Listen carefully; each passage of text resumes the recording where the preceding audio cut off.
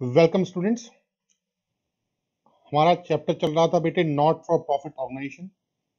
और पिछली 3 क्लासेस में हमने क्या क्या कवर कर लिया था वो सब भी मैं आपके साथ आज एक क्विक रिवीजन लगाऊंगा 5 मिनट की, जिसमें हम आपको बताएंगे कि हम अभी तक क्या क्या सीख चुके हैं। और उसके बाद जो हमारा आज का जो मेन टॉपिक है that is our balance sheet, और आफ्टर फॉलोड बाय दैट हमें कुछ और इंपॉर्टेंट टर्म डिस्कस करनी है आपके साथ। That are some important terms relating to NPO, यानी कि वहां पर कुछ नई नई बातें आपको सीखने को मिलेंगी। और आज की क्लास के बाद बच्चों आपका पूरा फंडामेंटल जो एनपीओ से संबंधित है, रिलेटेड है, वो कंप्लीट हो जाता है। इसके बाद आने वाली क्लासेस में हम एडजस्टमेंट्स कवर करेंगे वन बाय वन, जैसे कि मैंने आपको पिछली वीडियोस में भी बताया था। और उसके बाद हम अपने मेन क्वेश्चन की तरफ चलेंगे। तो आज जो है वो आपके थ्योरी पार्ट की बस लास्ट क्लास है, जहां तक आपको मुझे बेसिक नॉलेज प्रोवाइड करनी थी। चलिए बच्चों शुरू कर लेते हैं आज की क्लास। पहले लगाते हैं हम फटाफट से क्विक रिवीजन। और उस क्विक रिवीजन में मैं क्या सिखाने वाला हूं कि अब तक हमने एनपीओ में क्या क्या पढ़ लिया है। आइएगा बच्चों मेरे साथ साथ। चलिए ये है आपकी स्क्रीन के ऊपर, सब बच्चे देख लेंगे फटाफट से बेटा। इंट्रोडक्शन की अगर मैं बात करूं बच्चे, introduction to not for profit organisation की अगर मैं बात करूं तो हमने क्या क्या पढ़ लिया था अभी तक। हमने अभी तक पढ़ा है बेटा,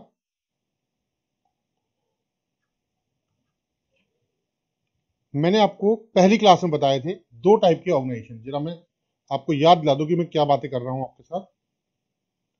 हमने आपको बताया था बेटा कि there are two types of organisations. One is not for profit organisation, जिसको आप आसान भाषा में एनपीओ या नॉन प्रॉफिट ऑर्गेनाइजेशन बोलते हैं। बेटे नॉन प्रॉफिट ऑर्गेनाइजेशन से ये मीनिंग बिल्कुल भी नहीं होता है कि वहां प्रॉफिट नहीं होते हैं। प्रॉफिट वहां होते हैं, but the purpose is they are not meant for they are not in the market for earning profit. Basically they are service provider to society, to their member और public। और दूसरे जो ऑर्गेनाइजेशन थे बच्चों वो थे प्रॉफिट मेकिंग ऑर्गेनाइजेशन।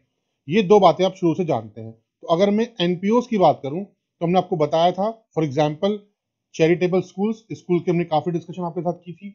कुछ public hospitals which are basically charitable hospitals, या फिर कोई स्पोर्ट्स क्लब। अगर कई बच्चे दिल्ली से बिलोंग करते हैं तो दिल्ली में बेटे यमुना स्पोर्ट्स कॉम्प्लेक्स है, जो एक स्पोर्ट्स क्लब ही है। वहां पर लोगों को मेंबरशिप लेनी पड़ती है। मैंने आपको और भी कई एग्जांपल दिए थे। एक और दिल्ली में ही पड़ता है बेटा, ईस्ट दिल्ली में चिल्ला स्पोर्ट्स कॉम्प्लेक्स, वो भी एक स्पोर्ट्स क्लब है। वहां पर भी आपको तरह तरह के गेम खेलने के लिए अपना मेंबरशिप लेनी पड़ती है। और मैंने ये भी बताया था आपको कि ऐसे एनपीओस का सोर्स ऑफ फाइनेंस क्या होता है।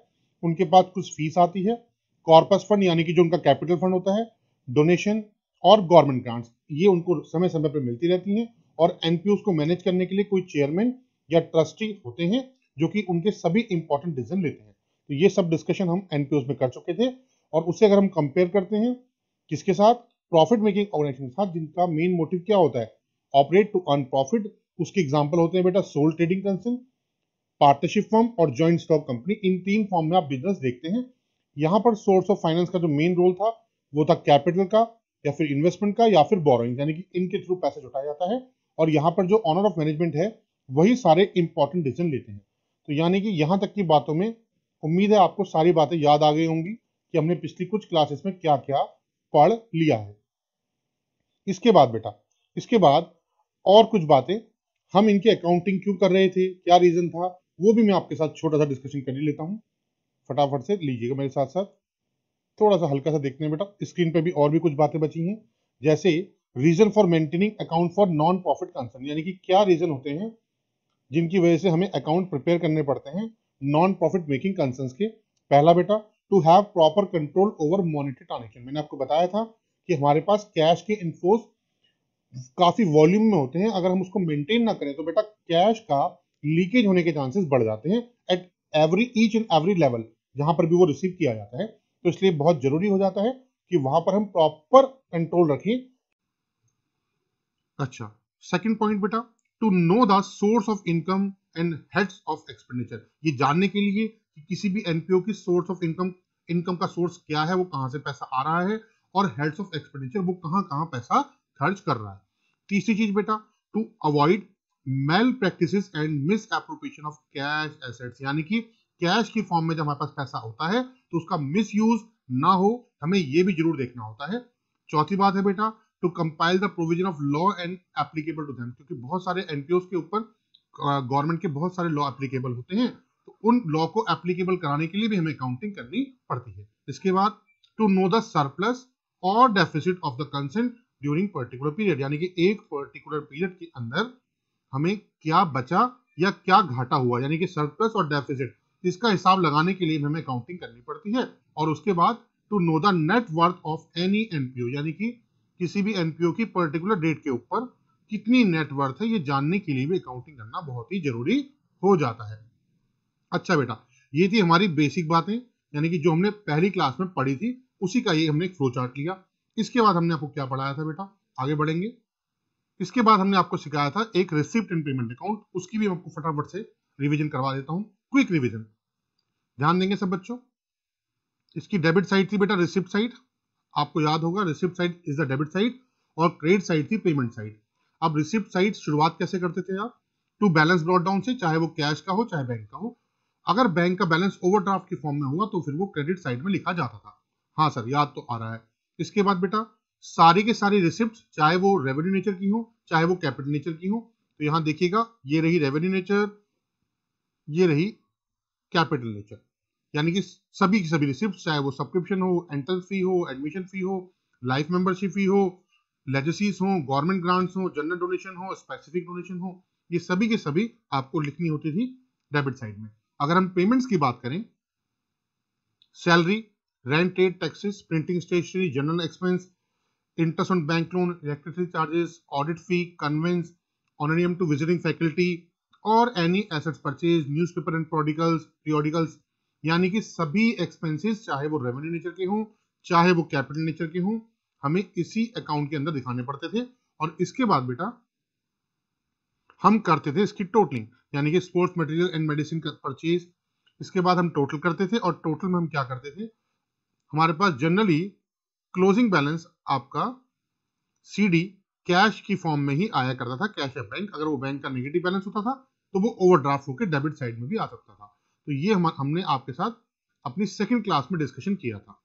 हाँ सर, अब हमें थोड़ा थोड़ा याद आ रहा है बेटे। इसके बाद मैंने आपको एक और चीज समझाई थी थर्ड क्लास में, that is income and expenditure account.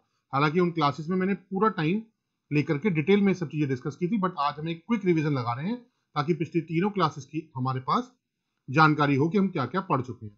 आगे बढ़ेंगे बेटा। इसके बाद आते हैं हम इनकम और एक्सपेंडिचर अकाउंट के ऊपर। सर, इनकम और एक्सपेंडिचर में आपने क्या समझाया था, हमने आपसे कहा था बेटा कि डेबिट साइड में एक्सपेंडिचर रिकॉर्ड होते हैं और क्रेडिट साइड में रिकॉर्ड होती है बेटा इनकम्स। याद आ रहा है आपको? हाँ जी सर। और यहां पर हमने एक बात आपको बताई थी कि यहां पर सिर्फ रेवेन्यू एक्सपेंडिचर्स और रेवेन्यू इनकम को ही आप पोस्ट करेंगे, यानी कि और वो जो सिर्फ करंट ईयर से पीरियड से बिलोंग करती है।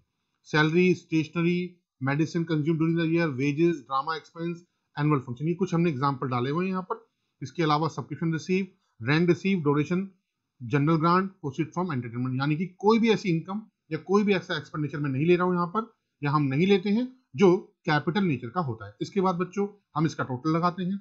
अगर हमारी क्रेडिट साइड एक्सीड करती है तो जो अमाउंट हमें मिलता है that will be our surplus, और अगर हमारी डेबिट साइड एक्सीड करती है तो जो हमें डिफरेंस मिलता है that will be our deficit. यहां तक की चर्चा हम आपके साथ कर चुके थे। और एक और पॉइंट जो मुझे आज आपके साथ डिस्कस करना है, हालांकि यहाँ बैलेंस शीट बनी हुई है, तो इस बैलेंस शीट में हमें अपनी सभी एसेट्स, चाहे वो फिक्स्ड हो चाहे वो करंट हो, वो सब शो करनी होती हैं। और एनपीओस की कैपिटल को हम कैपिटल फंड के नाम से जानते हैं। यहाँ पर सभी कैपिटल रिसिप्ट्स ऐड होंगी हमारी, सरप्लस को हम प्लस करते हैं बच्चों, डेफिसिट को माइनस करते हैं। ये सभी चीजें आज मैं आपके साथ डिस्कस करूंगा, क्योंकि आज का हमारा जो पॉइंट ऑफ डिस्कशन है वो सबसे पहले बैलेंस शीट ही है, और उसके बाद जितने भी स्पेसिफिक फंड्स हमारे पास होते हैं जो स्पेसिफिक डोनेशन से क्रिएट होते हैं वो सब भी यहाँ पर दिखाए जाते हैं। हालांकि बैलेंस शीट अभी आपने नहीं समझी है मेरे साथ, उसे हम आज समझ रहे हैं। ठीक है सर, अब हमें कुछ याद आ रहा है कि हमने आज तक पिछली 3 क्लासेस में क्या क्या पढ़ाई कर ली थी। ठीक है बेटा, तो अब हम आज की चर्चा को शुरू कर सकते हैं। अब आज की चर्चा में हम क्या करने वाले हैं जरा आपको ये भी बता दूं मैं बेटे। आज हम शुरुआत जो करेंगे वो हम करेंगे अपनी बैलेंस शीट के साथ, यानी कि एनपीओस अपनी बैलेंस शीट कैसे प्रिपेयर करते हैं, वो अपनी ओपनिंग बैलेंस शीट बना करके कैपिटल फंड को कैसे कंप्यूट करते हैं, एक्सेट्रा एक्सेट्रा। यही हमारी आज की चर्चा रहेगी। तो चलिए बेटा, आ जाते हैं अपने आगे की क्लास की तरफ मूव करेंगे और मैं यहाँ ले आता हूँ अपना नेक्स्ट टॉपिक जो मुझे आज आपको कराना है, दैट इज बैलेंस शीट।